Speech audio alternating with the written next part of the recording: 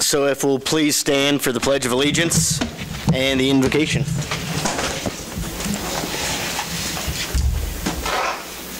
I pledge allegiance to the flag of the United States of America and to the republic for which it stands, one nation, under God, indivisible. No invocation. Okay. We'll move on with our regular orders of business. You may be seated. Call roll. Oh yeah, sorry. If we can call the meeting to order and call roll. I jumped ahead of myself on that. Done that one. Here. Now let's go ahead and review and approve the agenda. Are there any additions, subtractions, qualifications, concerns? If I can get a motion to approve it then. I'll make a motion that we approve the agenda. Motion has been made and seconded to approve the agenda. All those in favor, please show a voting sign. Opposed, same sign. Motion passes. Public comments. Hi, Donna. John, and the rest of you. I'll tell you, I just want to start into something to explain then what I'm really the point. We have the bolus, we have the college, we have the square, we have 5 historic buildings, we have a car museum, a disc golf course, Riverside Park and equipment, which is nice compared to others, paths all over the place, swimming, stadium, and now we've got a pretty nice softball field, thanks to John and some of you in the city for voting for it. I'm waiting for the baseball thing to go ahead and get done. And I read Donnie Herbert's letter to the editor, and many times I don't agree with him, but Doris Stranghorner and I had just gotten home from the Pioneer Ladies' place in Pawhuska, Oklahoma. Now, if you go to Pawhuska, and this is not a history lesson, okay? If you go to Pawhuska, they've got 4 decent buildings. Otherwise, it's crummy, and I mean crummy. Windows are out like we used to. We used to have them boarded up, and we got those all fixed. What I saw was the Ladies Ranch, which she's a millionaire, her husband's a billionaire. That was nice, but when it's Oklahoma this time of the year, it's pretty brown. It was a gigantic building. It was worth driving down there to see because I've heard about it. The building she has was really a beautiful new building, and there were probably 4 other buildings that were worth looking at in this town. Now, the reason I'm telling you this is there were probably 500 to 1,000 people in Pawhuska. There wasn't a motel there. There were some B&Bs, but we didn't want to trust them, so we stayed in Bartlesville. And I was thinking, I kept telling Doris on the way home, we've got to think of something, and I'm not going to start a cooking show, but something to drag people into Iola. Now, when Donnie talked about the Humboldt Speedway, that is something that brings people in.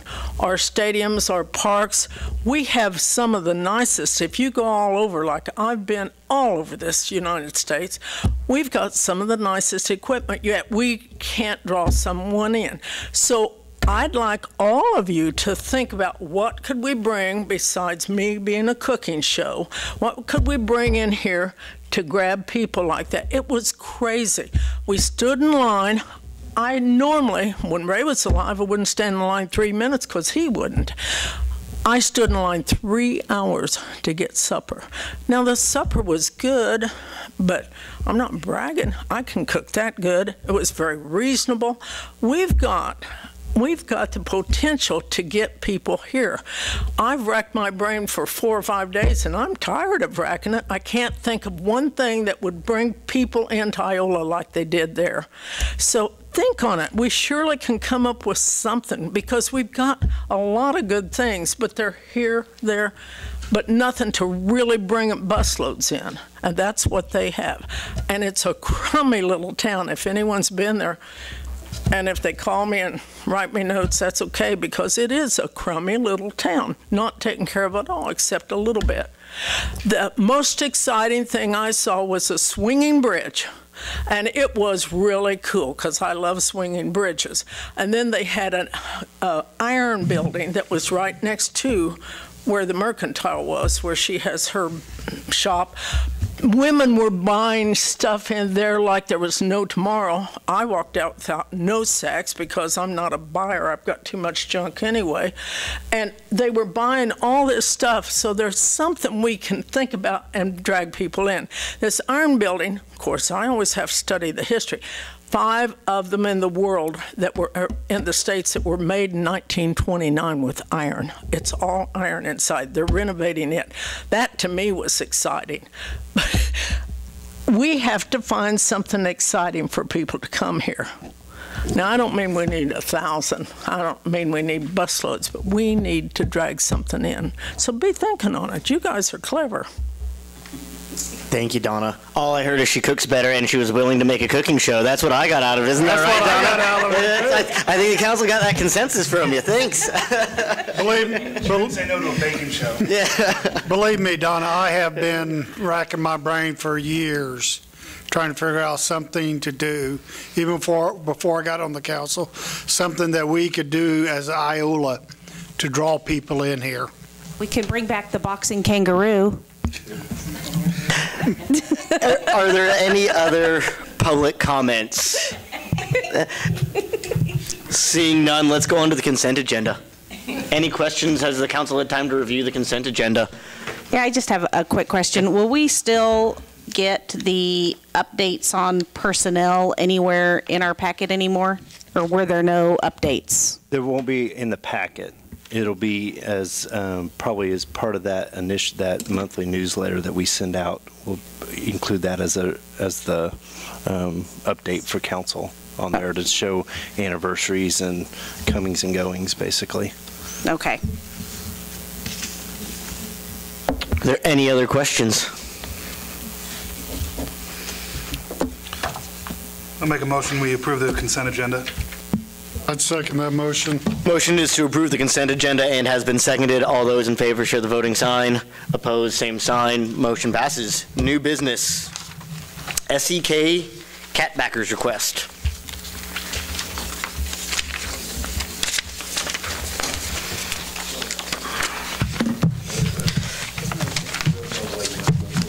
It's a good time to be asking this after the weekend.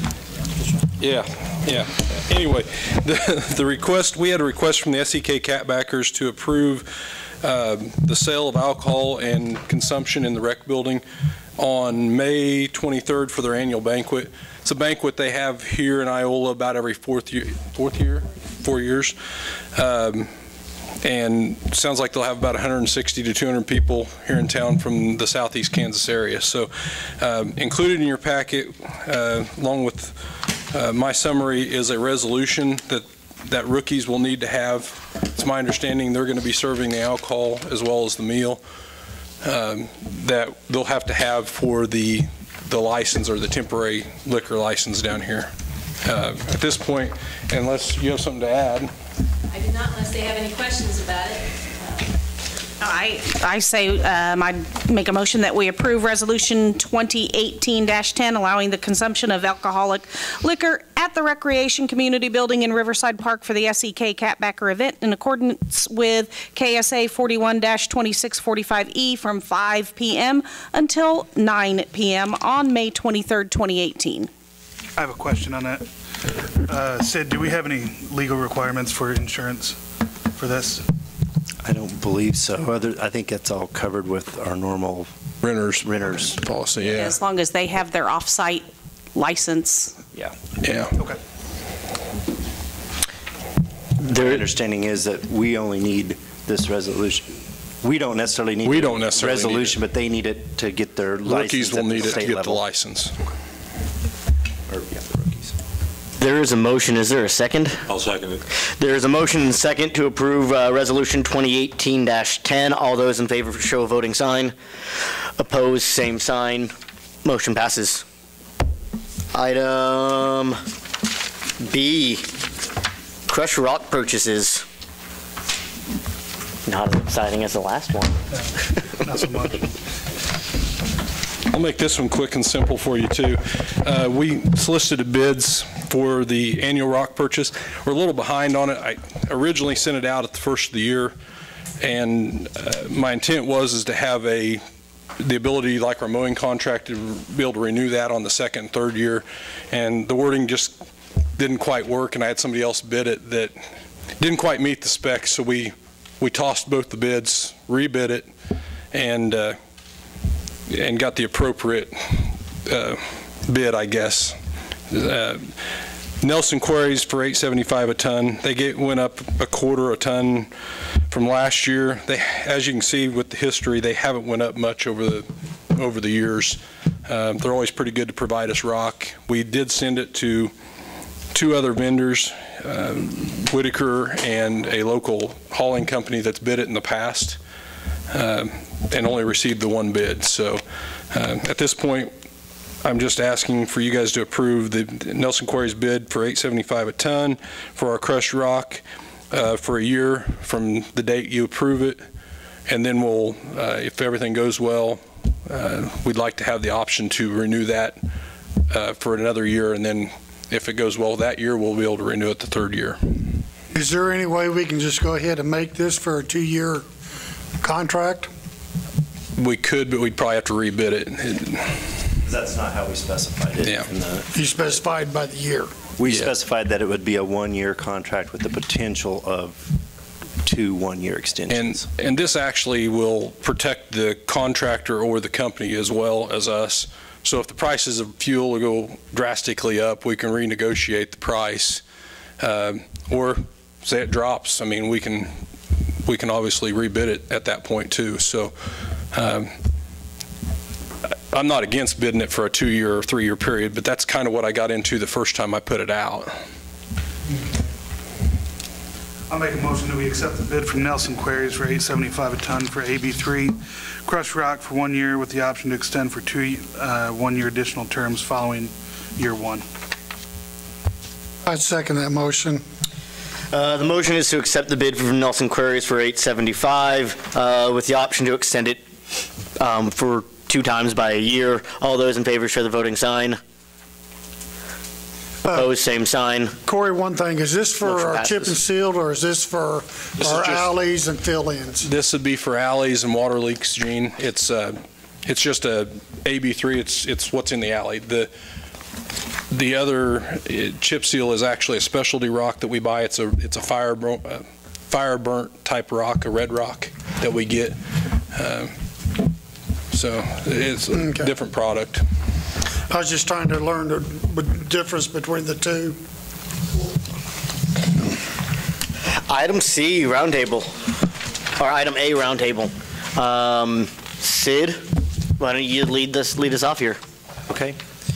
Well, Corey's going to run a projector. I'm going to run my computer. We're going to be confused in a matter of minutes. So you have a copy of the presentation in front of you. And so and we got it up on the screen too, so the attendees can see it.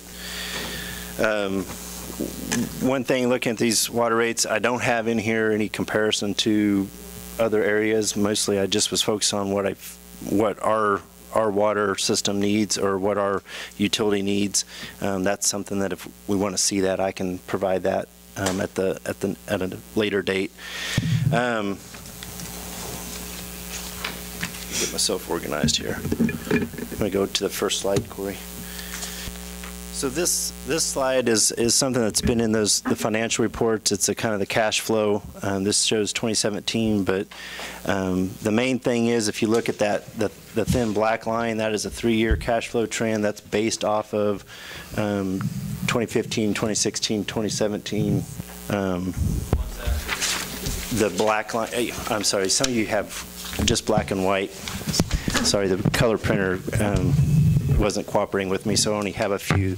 The black line is the one that you can see it dips pretty good. There's a corresponding blue line, which was the year-to-date cash flow for 2017, that basically follows that same pattern. And basically you see that because of our bond payment in June. So we basically make that payment, and we start trying to build revenue through the end of the year, and in January at the beginning of the year, and then we make that payment again, and we drop again.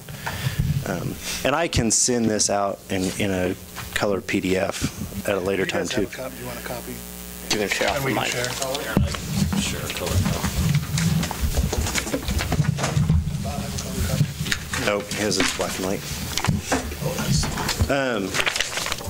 But basically that's just showing, like I said, where our cash flow is and what we kind of battle each year.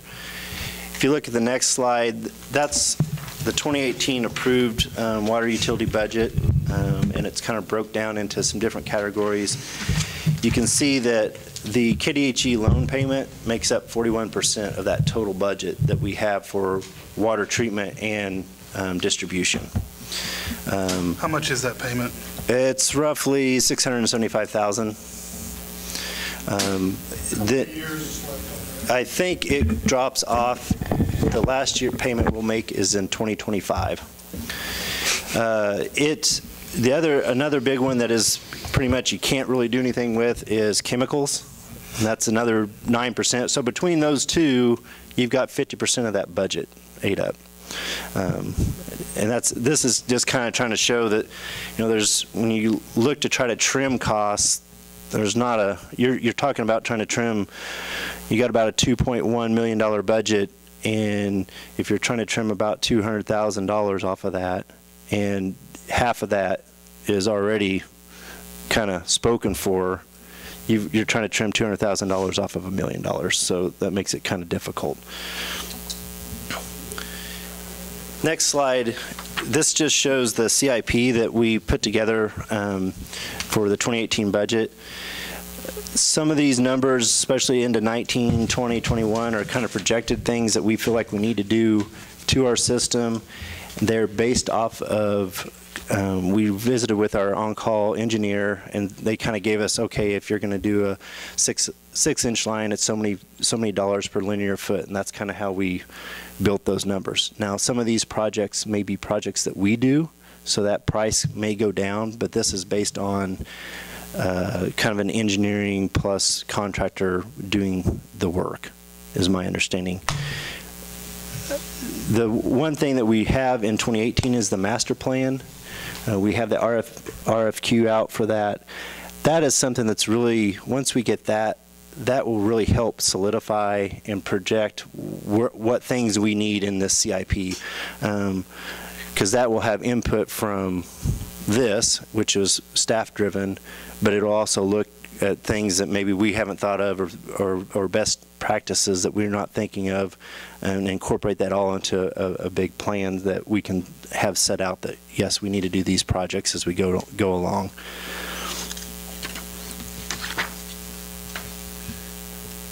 Basically, the financial needs summary, if you look, the 2018 budget we budgeted the net loss of about $300,000 when we made the budget.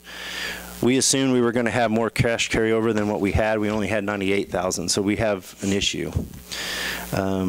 The other thing in there is our target reserve. That's based on basically 3 months worth of cash and $250,000 of kind of an emergency amount. So really the idea is that we should be setting with $800,000 kind of in that fund all the time. And when we started the year, we only had about $100,000. What was the plan to have? Well, we thought we may end up carrying over about, well, based on the 2017 budget numbers, we were going to have about $150,000 in the black. That was based on $2.3 million worth of sales, and which did not correspond with 2015 and 2016 actuals.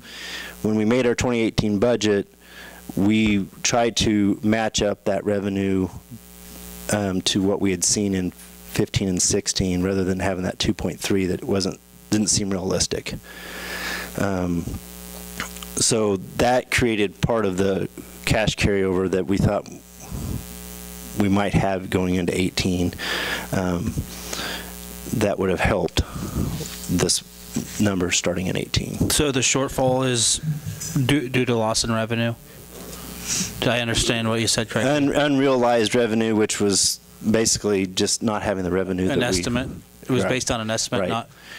So if you look at the 2018 and or the 2018 budget, you will see that the 2015 and 2016 were right at 1.8, 1.9 in sales, or right at 1.8, I'm sorry.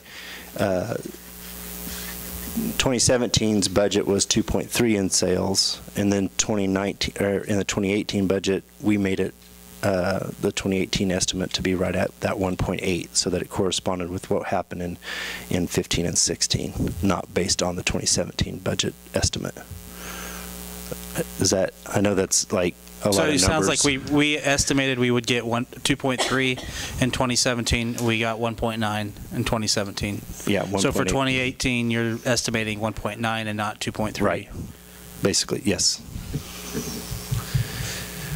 So the CIP budgeting, that impacts what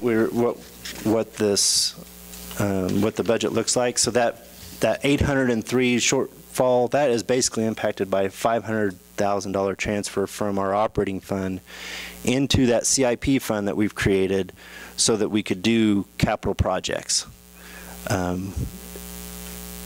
Those are things that we can delay. Some of those are things that we might be able to delay or do ourselves and make those cheaper, but we put those numbers in there so we understood where we needed to be going with the water utility.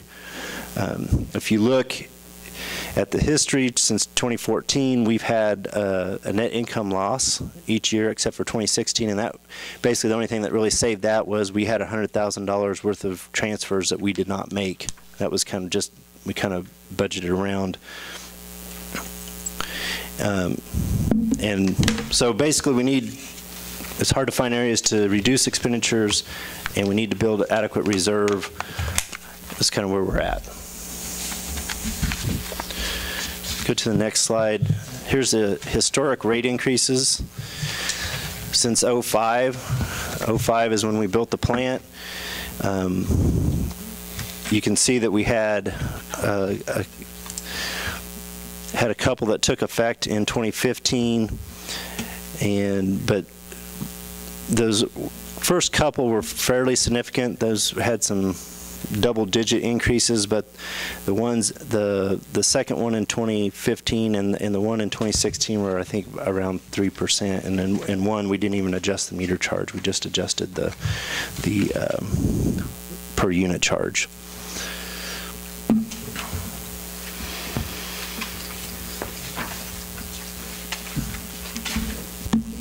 So the next slide basically is just showing our number of water customers and our usage. The water customers are on the right-hand side, and the usage is on the left-hand side. And basically you can see that we've also had kind of a decrease in usage since 2014, or they're pretty significant difference between 2014 and what we did in 2016, 2017. We have increased customers. A lot of that is reflective of taking over the rural water district in 2016, and then 2017 we added that loop kind of further south there, and we picked up a few more customers. But we really didn't pick up a lot of usage on that. Most of that's all pretty much residential. Meter, because usage was still there. Yeah. Water district, we were serving that district.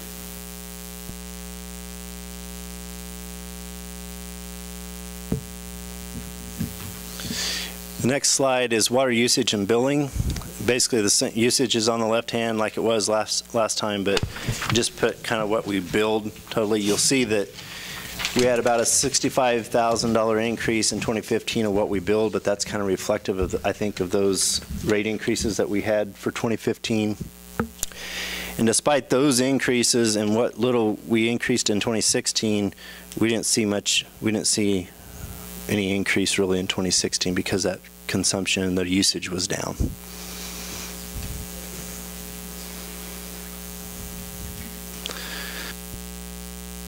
So rate options, you know, there's a lot of different options out there. I've kind of proposed two different ones, open that up for discussion. You know, this is something that was created primarily, I would say, when that water plant was built. You're trying to come up with almost $700,000 every year, and we probably have never really had the adequate rates to support that. I think I don't know all that history, but that would be kind of my take on where we're at. Neither one of these options really fully fund a CIP. I think I've got in there about $100,000 towards a CIP each year. When kind of the one, if you look back at that I think it's the fourth slide, we're looking at, ideally we need almost $500,000 going into that CIP to help fund those projects going into the future. So option one is basically just looking at rate increase to try to come up with some of that shortfall, and being able to build a little bit of reserve. And option two looks at using a rate increase, but then basically deferring our bond payment for 1 year by paying that with our capital projects fund, basically borrowing a year's payment from ourselves. Talking to the auditors and bond counsel, that is something that we should be able to do. And then we would repay that to that fund over a number of years, and we would want to, that the concern is you do that, and do you ever get it repaid? I think that's something about making sure that we're diligent about setting up how we're going to do that if we make that move. And like I said, the CIP, the master plan project, I think that's going to help outline future projects, refine those potential expenditures, and define, whether that's a contractor project or a city project, and then help us also identify some alternative funding options for that. But I think there is a financial need in the utility to have the rates addressed. I'll open it up for questions. On this the water customer and usage here, the number on the right, that's our customers for those actual years, correct? Which page are you looking Well, yeah. I basically, what I did is I took the average number of customers each month for those years. So really, from 2014 to 2017 on average, we're only down about 20 customers, is that right? We're probably only up, We're up about 60. yeah. A lot of that's due to that water district. Oh, we're looking there. About 100. We're looking there. I'm sorry, I'm looking. We're up about 60, but again, we took on Water District 11, but we already supplied them with water. And we just picked up their meters. Was that Rule 11 that we picked up? Yes. 7. Sorry. Which also had 11 in it. Okay. Would you get some numbers? I did a preliminary just looking at our numbers, and Parson, it looks like they're $5.90 for the first 750, and then $9 a piece if you do 2,000 or 1,500. I looked down at Humboldt. Theirs was a little difficult to say, but it looks like they're $21.96 for the first 1,000, and then $8.02 for the next 1,000 after that. Will you get those numbers for next time or send them to the council between here and then? Maybe throw in Garnett as well, and Chanute, if you wouldn't mind. And do these increases, when you're talking increases, are you just talking unit, or are you talking increases in the meter as well? Well, what I would look at, that number is a target revenue increase, Okay. kind of, basically. So we could come up with that based, right now, we have pretty basic rate structure in the water. We have a meter charge, and that goes for any customer. And then we have basically a rate for everybody except for wholesale 1 or wholesale 2. Some places they have, it kind of reflects more closely to what we have on our electric side, where you have, your residential rate, you have a commercial rate, because, taking care of making sure you have supply to a larger line customer, if they've got a bigger connection, it costs more. But that's, like I said, ours is pretty basic. So we would look at, hey, do we want to get that on a meter charge? Because like we did with the electric, we raised the energy charge per kilowatt charge a little bit, but we also addressed the meter, trying to raise that so that helps keep fluctuations when you have usage goes down. Okay, and a unit of water is roughly 748 gallons. Okay, and on average then, what does an average household use?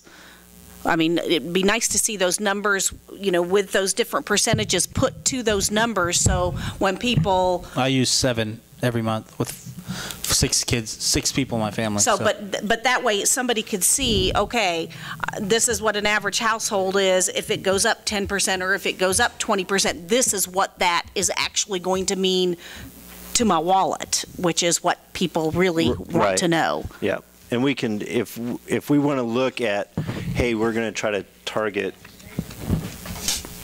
option 2, then I can go in there and say, okay, on an average customer, and I think we did some of that with the electric. We kind of said, okay, the average customer uses so many units. Here's what it looks like for them. I mean, just to clarify that, because somebody looking at any of this or somebody watching on TV, they're not going to.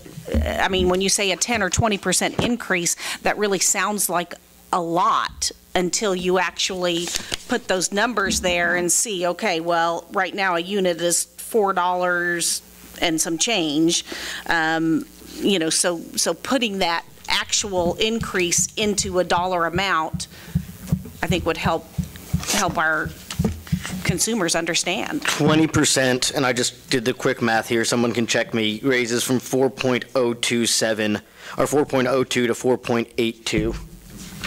So, I mean, I think that's what will help people understand that even though 20% really sounds like a lot, it really is not a huge amount on your bill.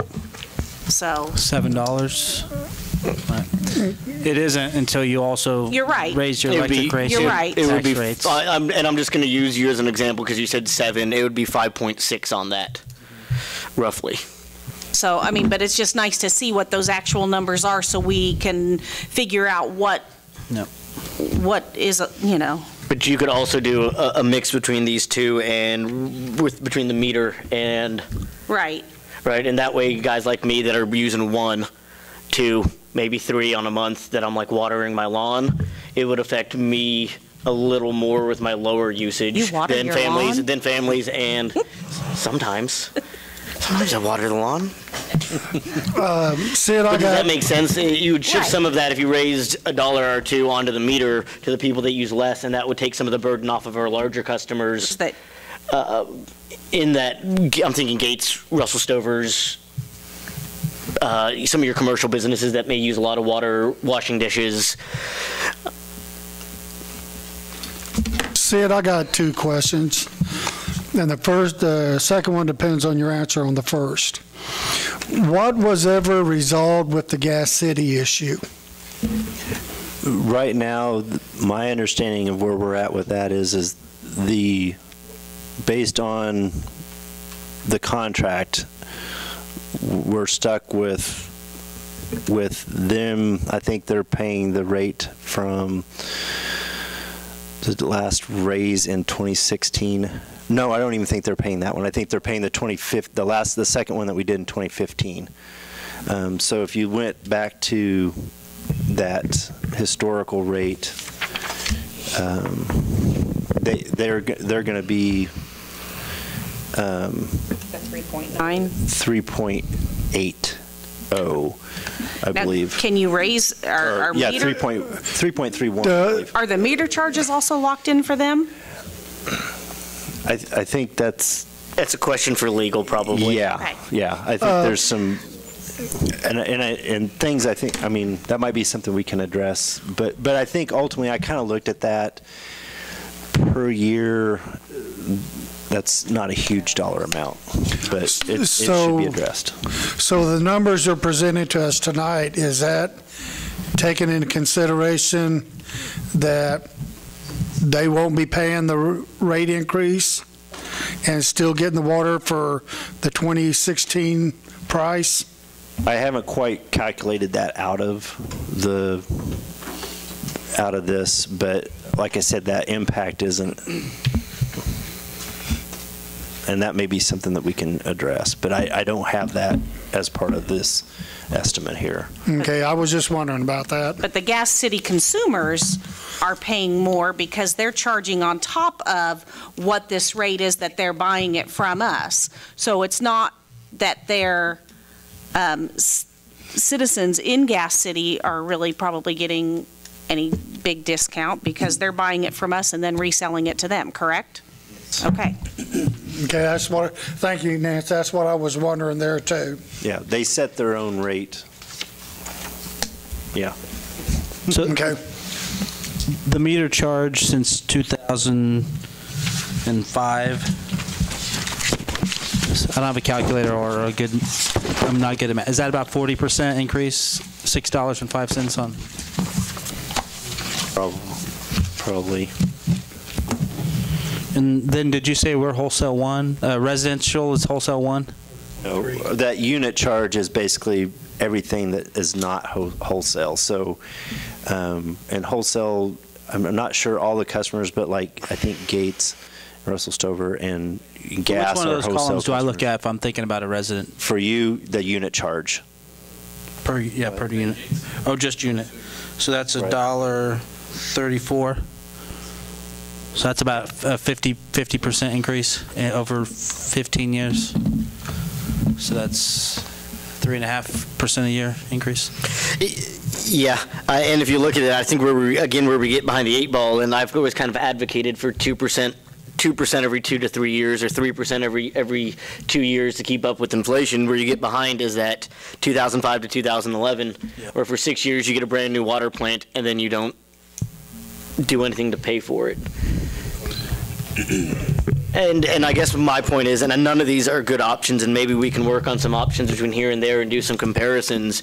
I don't want to get where Humboldt's at, where they can't do $600,000 to a business for a major expansion of their water, and they have to go begging the county, literally to do and they're still struggling to get $300,000 to do their half of it, with county putting in half. Right now, we're headed down that road. By 2025, we're going to be in a lot better of a spot. We've got to get there in 7 years somehow. Like, we've literally got to get 7 years, and I don't know the options.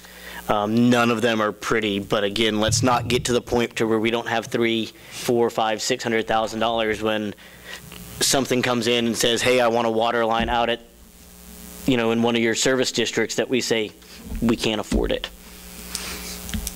Well, no, the alternative is you have aging infrastructure and you have something that you already got service for people, and you have to try to come up with some big bucks to replace a line that you already have customers for. Would it be, I don't know if this can be done or not, but would it be to our benefit if we refinance the bonds for a lower rate?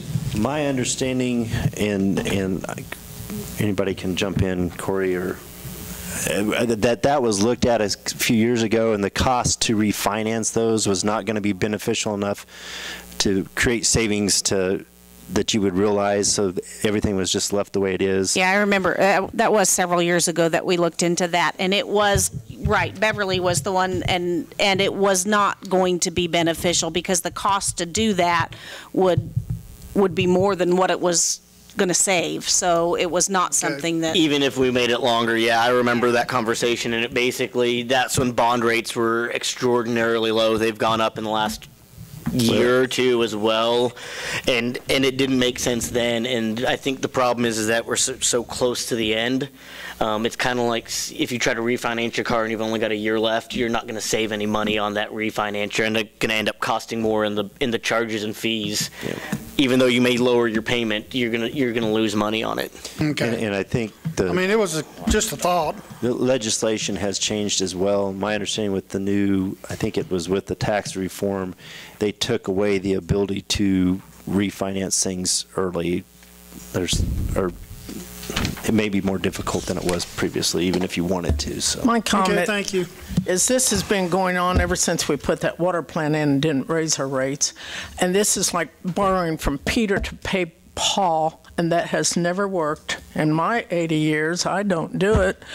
And the other thing is, I want to remind you guys, I've done history on this whole town, and our water pipes, many of them in the interior, were built in 1900 and the Depression. They're old. They're about like I am. They could fall apart, but they're going to cost more than I will. You're not going to fall apart, Donna. I noticed here too, and I don't know, I'm maybe tossing out options that we have it over a 3-year. Could we try to do it over a 5-year? I know that the idea is to get this, to recapture it right up front, but maybe to do a portion to where you raise some of that steady income, maybe on the meter charge up front, to try to capture a larger base of that, and then maybe try to divide that up over 4, maybe 5, to make it a little easier. Again, you'll know what's coming over the next 4 or 5 years. It builds some stability into the market, and that way you know that these are down the pipeline. I'm just I guess what is council's thoughts on utilizing the doing the bond payment from the I think it's a great idea. We should have started that 10 years ago. My thought is this is a one-time deal. Just it's basically you make good house payments, you get the thing. Oh, you can skip a payment. Well, it gets added on to the end. It's the same thing here, but it allows us to get the rates set for a number of years, and we get a little bit of reserve that we can potentially build up or take from as we move towards that time frame. And also in 9 years or 7, this $690,000 payment's not going to be there anymore, right? Right. In 2026 is the, So if you don't have to pay back the capital projects fund, if you just say, okay, we're going to do it from water and all that. Well, even in if you do that, 2026, you don't have any bond payment. even if you do that 1 year, you have to pay it back. It's are we in projections? Do you take into consideration that we're trying to meet our revenue that is eventually going to have a big drop in 8 years? Do you look at it that way? I mean, I think there is a potential that the revenue need in 8 years might be less. I don't want to say that it will be, because that may be at the time when you've got to do $700,000 a year worth of line repairs because you're aging infrastructure, and you've got to really start doing that, or you've got a $2 million line project that you're trying to get money saved up for in that capital improvement project fund. I guess the point is, in 7 years or 8 years, there's another $700,000 that will be out there that we don't have now. Right. I don't know that I'm comfortable right now addressing a water rate increase when we've had no talks at all about making cuts anywhere to try and save money. We have an EMS department that's draining us. And but realize that is a different fund. Those are different. Those are totally different funds, and. But there's a general. I mean, this. We do transfer out to the general fund from here. How much is transferred out to the general fund? 10%. 10%. I think 100,000.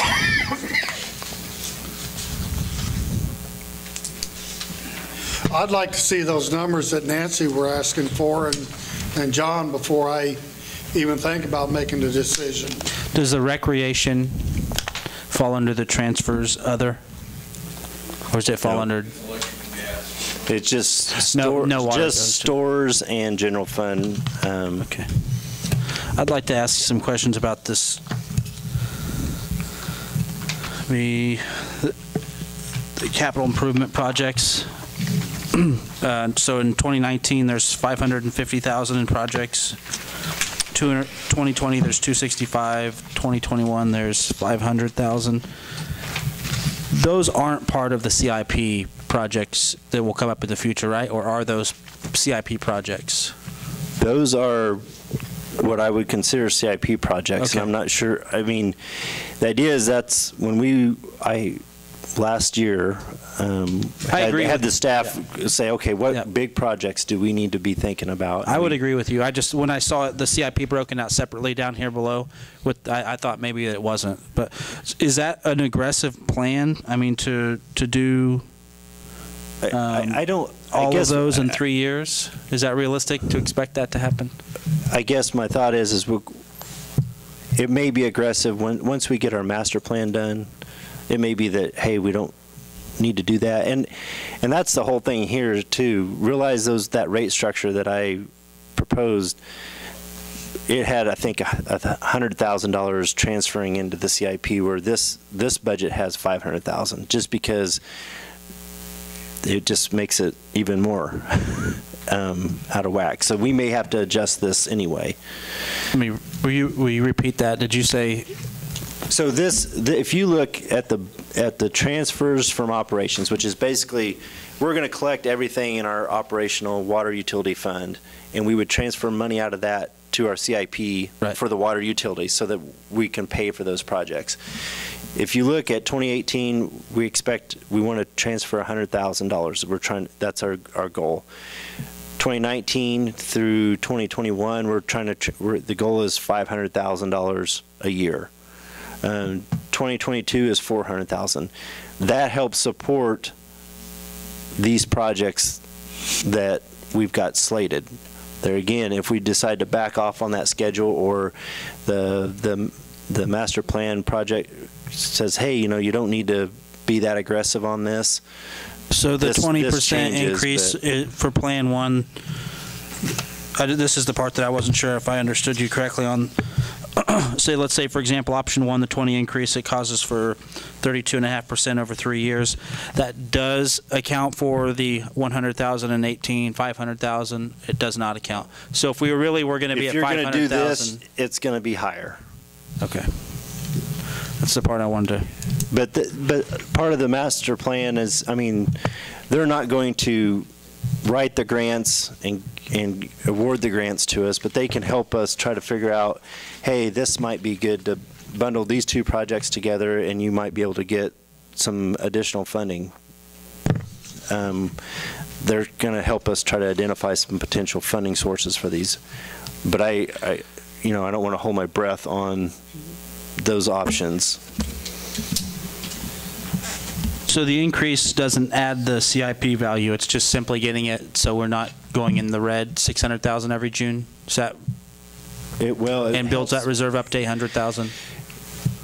It tries to keep us from going in the hole in June, and then also trying to build a little bit of reserve. Let me get to the page that I'm on.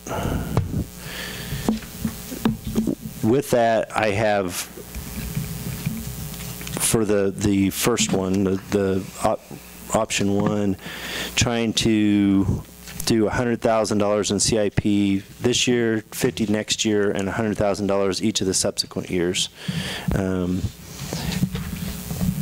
The one with to using the bond payment out of the capital projects and everything, that looked at putting $100,000 this year in the CIP, $150,000 next year, and $100,000 each year after that.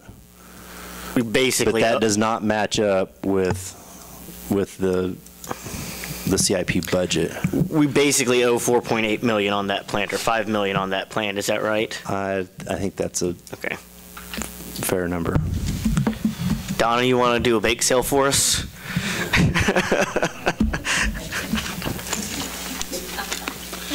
But I just keep thinking, I've heard this argument for the last 15 years, and we just keep getting deeper and deeper. If you're going to talk, you got to talk in the mic. I better. scold everyone else. I said, I keep hearing this argument. 15 years I've heard this argument. What we should have done was help pay for it when we got it. But we really put it off because it's real easy to put off that big bill. And then that big bill kept getting bigger because interest, and then they want their money. They're going to get their money. We may have a bunch of broken water pipes that we'll be borrowing more money. I don't like increases either. My salary doesn't increase, hadn't increased in years. Not going to increase. But I do know that I'm old enough, I've seen things fall apart, and when we let them fall apart, we'll look like Paul Husky, which I just told you looked terrible. So we've got to bite the bullet, and I know there's a lot of people. I heard from what I said last time, oh my gosh, but you know what? I'm not running any popularity contest. I'm trying to help this town. Look at what you've got. We've got an old town. We are actually, Pawhuska was built in 1875. We became a town in 1865. An area. We became Iola in 1869. So we're old. We've got to fix our problems. And you can cover your head in the sand, but it doesn't do any good. Now, I'm for you seeing your figures and this and that and the other, because you're going to catch the same grief I catch when I get up here, because people know I'm going to say something. But I'm telling you, it's what's happened to our schools, and Scott, I'm not picking on you. It's what's happened to our schools, our parks, everything that we keep letting go. They just get worse. The problems don't disappear. Sid, could you throw those numbers out on the CIP for option one again? That was 150 and 100. No, they were that for a 20%, 7.5, and 5%, and that model that I've kind of got of trying to increase the revenue. I'm only budgeting $100,000 in 2018, which is what we already have scheduled for 2018. But then 2019 was 50,000, 2020 was 100, everything else is 100. But that does not match up to that CIP budget. But option two is a little bit lower of a rate increase because we kind of pay ourselves back at the end of it. Correct. Then we just add a year's payment basically onto it. Is that the capital projects fund that you're referring to on that? Would sewer line, or I'm sorry, water lines, would those be capital projects? I think you could say yes, technically. The idea behind having a water utility or a wastewater utility, the electric utility, is that they fund themselves and the projects that they do. And the idea of that capital projects fund, I think, was primarily to try to drive street projects and other potential, hey, we need to update a park or whatever that we have the money there. How long before you ask for another electric rate increase? My intention is I think we've kind of got it straightened out. I think we thought, originally when we were looking at that last year, and I'd have to go double check my notes, that we thought maybe we would have to do multi-year. And I think with what we did with the ECA last January, and then the rate adjustment that we did in November, that we should be in good shape moving forward, assuming we don't see a continued drop in usage. I know that, and we tried to garner against some of that because we tried to increase. Some of that increase went on to what I would call the meter charge or the service charge. I know that we tend to view these, and I know the citizens just see you raise this rate, you raise this rate, but remember each one of these funds is technically an independent company we run, and that we can privatize any one of these companies at any point in time and get the cash injection. People would love to have them. And the thing is, though, if we privatize them and they get run actually independent of each other, I guarantee you every year is going to be a raise. And that's what you're seeing out of Westar, and that's what you're seeing out of Heartland.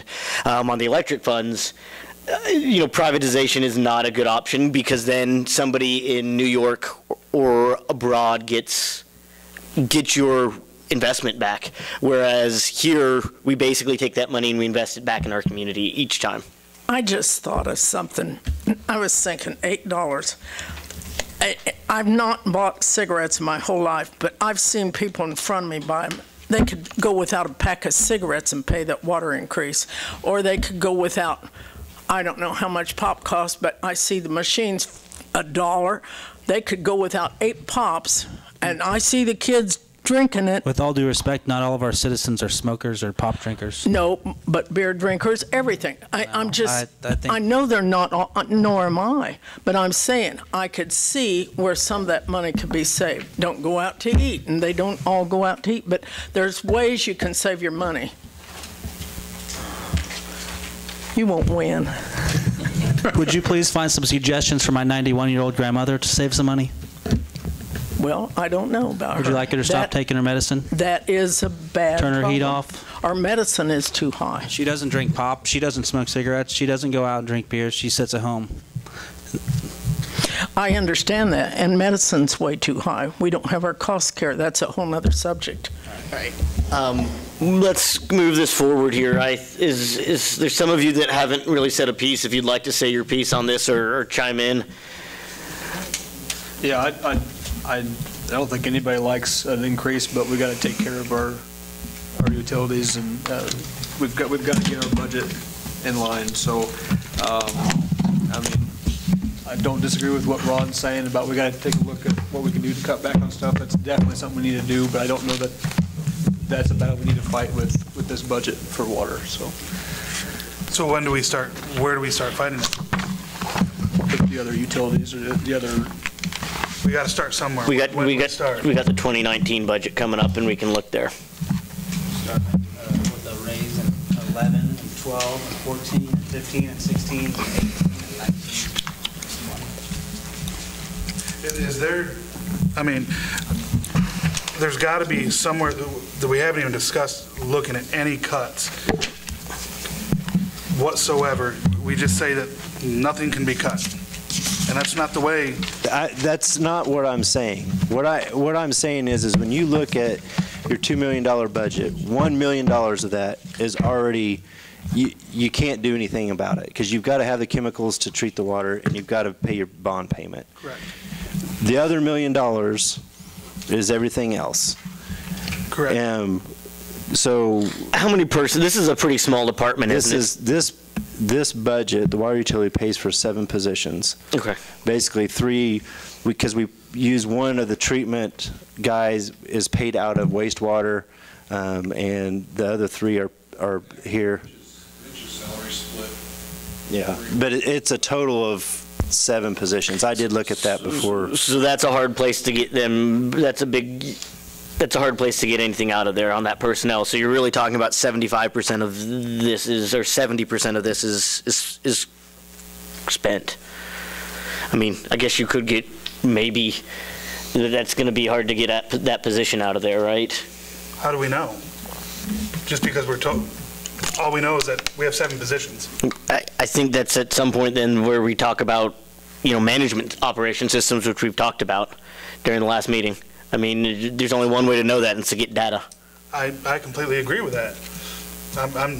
But what I see in 2026 is that we have $675,000 extra that we'll have. Potentially. And if you don't need a system upgrade. Right. But where do we start, though? We got to start somewhere.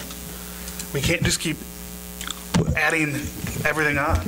And I understand that sentiment, but I also, and I'm not saying that there's not places that things can be trimmed, but I also look at these budgets and I feel like they are pretty slim already. When you're talking about, let me make sure that I've got the right number here. In your distribution system, you're talking about, in 2018, we budgeted $116,000 for commodities and materials.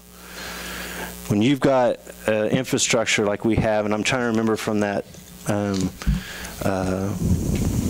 from the presentation. It's 50-plus miles of lines that we try to maintain. $116,000 worth of materials is not a whole lot. And you're talking about contractual services with that, you're talking about $40,000 on the distribution side that you're trying to maintain all your lines with. That, so between those two, you're at, $160,000, $150,000. I'm not sure that that's enough. That's another reason why I'd like to move to that gap finance or accounting, because I think it would show that your depreciation and what you're putting back into your system don't match up, and you're going to depreciate everything out if it isn't already depreciated out, and so then you really have zero assets, and you've got an old infrastructure and you haven't invested in it.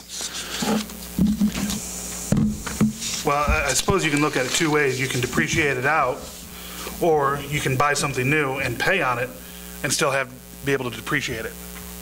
You can look at it two different ways. So do we want to keep paying on things, or do we want to own it? And yeah, we may not be able to depreciate it out. Something's got to give sooner or later. We can't just keep raising. That's where I stand on it. Well, I want to see some more numbers before I make an opinion one way or the other.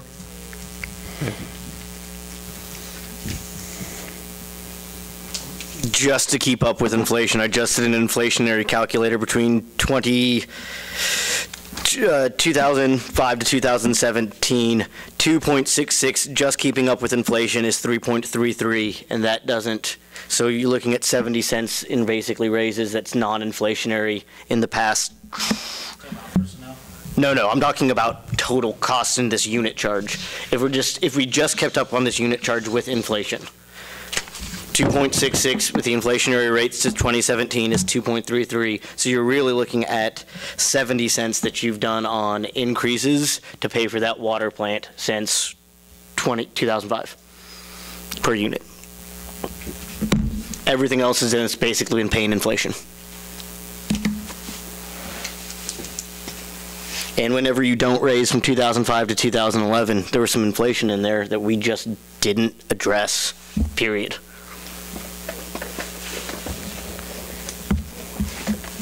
But Sid, you clear as mud on this? I think so.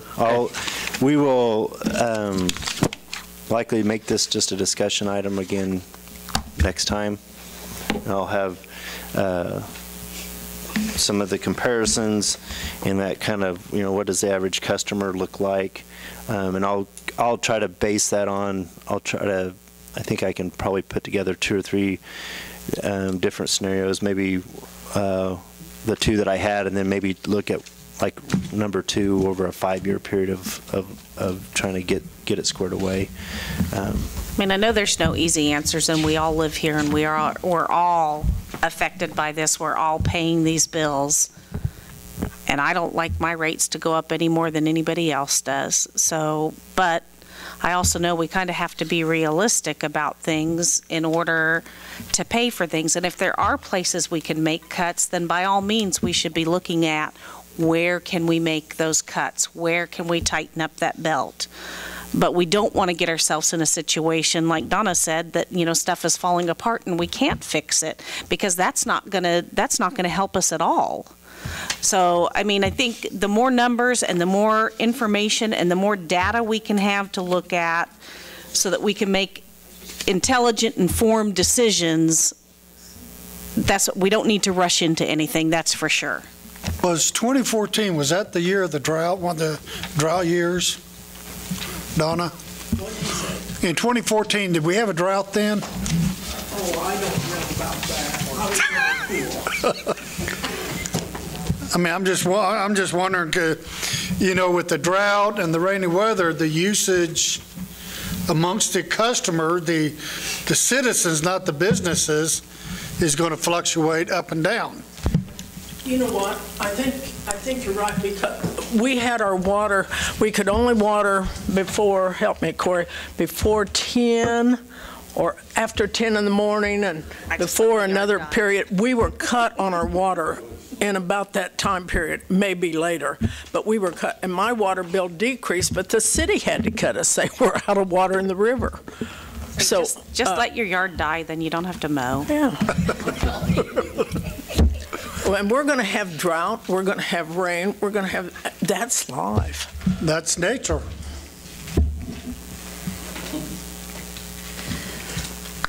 All right, we're in for council and administrator reports, I think. Ron, I think it's your turn to start.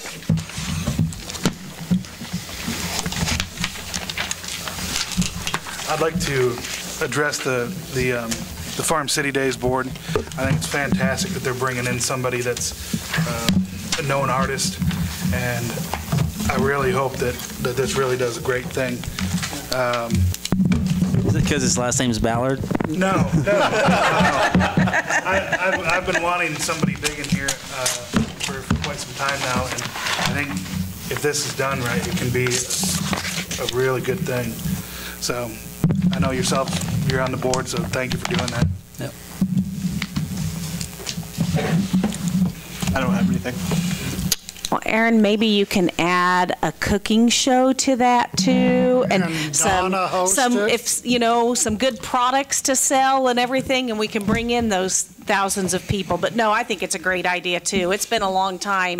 I mean, I know the fair used to do that way back when, where they would bring in, these headliner type people, and it's a good time, and it's a good way to bring people into the community. So I think I agree. I think it's a great idea, and good luck with it. And I know it's a lot of work to do that stuff. So thank you. Oh, also Easter egg hunts this weekend. There'll be a bunch of them going on. I know Kiwanis is typically on the square at noon.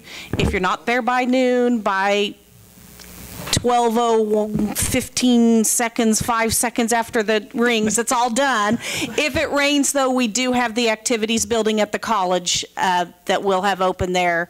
So what used to be called the Red Barn is now just the activities building, and that's where it will be held. So bring your kids. The only thing I've got is school is having a meeting tomorrow night, and if we can be there to be informed and show our support for what they're trying to do, I think we need to go to it. Sid, I'll come back to you. Usually like to let you finish in case you need to answer any of our questions. So if there's 5 or more, we need a meeting, right? At that school board?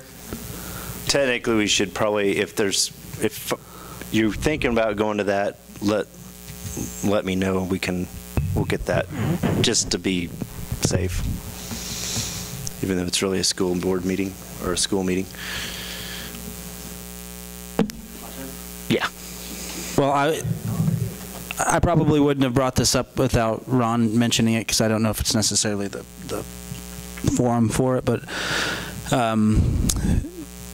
as far as Farm City Days goes, just would like to get as much support from everybody as possible as far as getting that word out. This is something that this group has been working on for 4 years as far as saving money to try to bring in a national act. Frankie Ballard has 3 #1 hits. He's a really popular young artist. We're about to sign another big artist to open up for him that's a little bit older. But we couldn't do it without the community. We could not do it without the city of Iola at all. And this is really a one-shot kind of a deal. If we don't have a decent amount of success, we won't be able to do it again. So just encourage all your friends and family that you can to get out and support it, and it'll happen in July. So thank you. That's all I have. No city business. So. I have nothing this week. Gene. Saturday, I went down, brought my granddaughter down here to the park for ball practice, and the baseball team was practicing. And the week before, I had went and checked out those new bleachers, Donna. And from the time I set them, back when I was in school till now, is a world of difference. Thank everyone that helped bring those and get that done. and about half of the stands, I would say, had people in them. Instead of sitting down along the fences, they were in the stands watching that ball game. So I think that's a very good addition to the sports facilities down here. That's all I got. Donna, because you asked for an update, first off, don't thank me on the ball fields. That is the Elks that got those grants. Secondly, we've got, the city crews. They're really the ones that have been doing a lot of work out there, and it turns out when you took out some of the fencing, when you took off that fencing, it fell apart. So it was a lot more work than they had anticipated, which is probably why, from what I hear, we may be holding off for a little while on the boys' field till they get through a season. We don't want to take down parts of those fences and not have them back up in case we get a rainstorm like this. The city crews can't get out there with their trucks. They can't put new poles in if they need new poles. If it's rainy or windy, it's going to make it almost impossible to put that new netting up.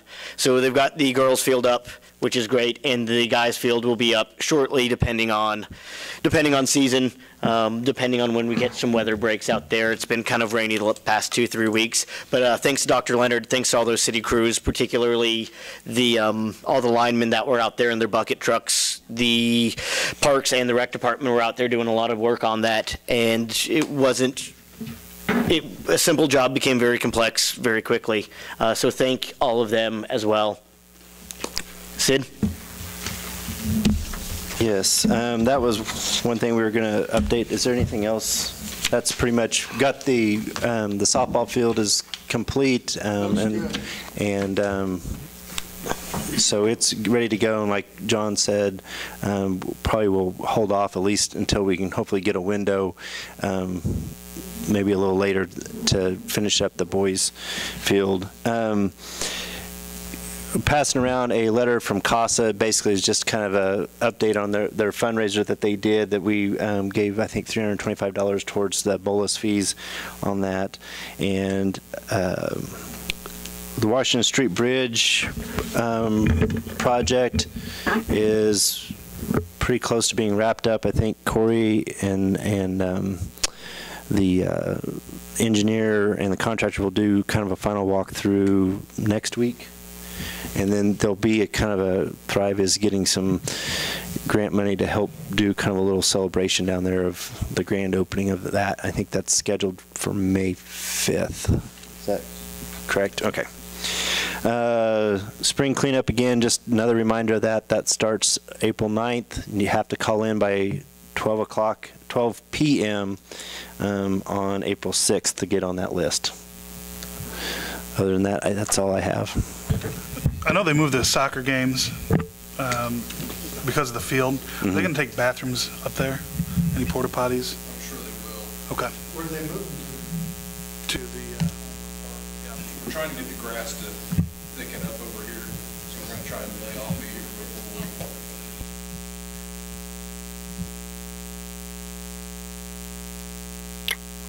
before We're in line for a motion. I would make the motion that we adjourn. Second it. There's a motion to adjourn and has been seconded. All those in favor, please show the voting sign. Opposed, same sign. Motion passes. Done.